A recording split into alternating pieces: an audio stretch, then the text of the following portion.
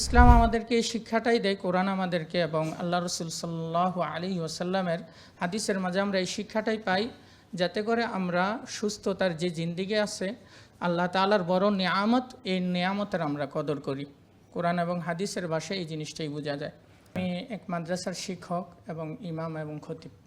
আলহামদুলিল্লাহ, তা আমি ঠিকই ধরে নিয়ে আসছি। হ্যাঁ, তা এখন আপনি বলেন যে যদি কেউ হালাল তৈব খায়, তাহলে কোরআনের আয়াতটা বলতে পারবেন হালাল তৈবের? বলেন তো একটু। আল্লাহ তাআলা আমাদেরকে সৃষ্টি করেছেন, আল্লাহ তাআলা এই দুনিয়াতে আমাদেরকে পাঠিয়েছেন যাতে করে আমরা এই দুনিয়াতে বসবাস করি। বসবাস করার অন্যতম একটা বিষয় হলো যাতে আমরা সুস্থতার সাথে বসবাস করি। আল্লাহ তাআলা কোরআন মাজিদের অনেক জায়গার মধ্যে আমাদেরকে হালাল তয়্যিবাত খাওয়ার আদেশ করছেন। ইয়া আইয়ুহাল্লাযীনা আমানু কুলু মিন তয়্যিবাতি মা রাযাকনাকুম।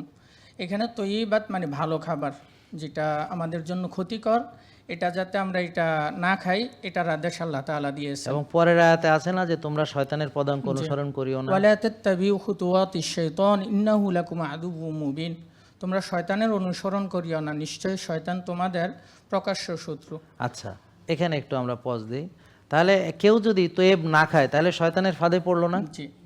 কেউ যদি হারাম খায় সে শয়তানের ফাঁদে পড়লো না? তারপরে সে যদি অতিরিক্ত খাবার গ্রহণ করে তাহলে এই সীমা লঙ্ঘন করতে যে আল্লাহ নিষেধ করেছেন। ওয়ালা তা'তাদু, যে আল্লাহ তাআলা বলছেন সীমা লঙ্ঘন করিও না। আর হাদিসের মাঝে আল্লাহ রাসূল সাল্লাল্লাহু আলাইহি ওয়াসাল্লাম বলেন, নি'মাতানে ফীহি মাগমুনুন কাসীরুম মিনান নাস। দুইটি নিয়ামত এমন যেটার মধ্যে অধিকাংশ মানুষই এটার মধ্যে ধোকায় পড়ে আছে। as-সিহহাতু ওয়াল ফারাগ, একটা হলো মানুষের সুস্থতা আর একটা হলো মানুষের অবসর সময়। আমরা আমাদের জীবনে সবচেয়ে বড় আফসোস করি যখন আমরা অসুস্থ হই, যে অতীত জীবনে আমি কেন ভালোভাবে চললাম না, ভালো খাবার খেলাম না, আমি আমার সময়গুলোকে কাজে লাগাইলাম না, যেভাবে চললে আমি সুস্থ থাকতাম ওইভাবে কেন চললাম না।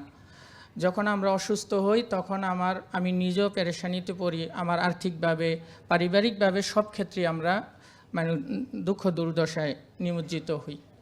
তো ইসলাম আমাদেরকে এই শিক্ষাটাই দেয়, কোরআন আমাদেরকে এবং আল্লাহ রসুল সাল্লাল্লাহু আলাইহি ওয়াসাল্লামের হাদিসের মাঝে আমরা এই শিক্ষাটাই পাই, যাতে করে আমরা সুস্থতার যে জিন্দিগি আছে, আল্লাহ তাআলার বড় নিয়ামত, এই নিয়ামতের আমরা কদর করি। কোরআন এবং হাদিসের ভাষায় এই জিনিসটাই বোঝা যায়। অনেক সুন্দর। তাহলে এখন আপনি যদি বলেন যে আমি যে কথাগুলো বলছি এটা কি ইসলাম সম্মত? জি। আচ্ছা, তাহলে 3 ভাগের 1 ভাগ খেতে রাসূল সাল্লাল্লাহু আলাইহি ওয়াসাল্লাম বলেছেন, এবং উনি বলেছেন যে মানুষ একটি পাত্র খুব খারাপভাবে পূর্ণ করে, সেটা হলো তার পেট বা পাকস্থলী।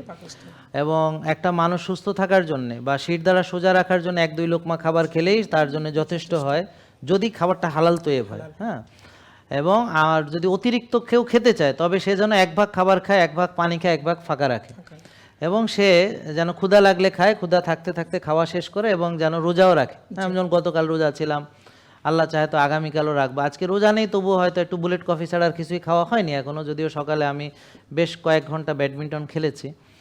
তো আমাদের খাওয়া প্রয়োজন পড়ে না, পড়লে আমরা খাই, ক্ষুধা লাগলে খাবো, খারাপ লাগলে খাবো, সেটা আর কি, ক্ষুধা লাগুক আগে তখন দেখা যাবে।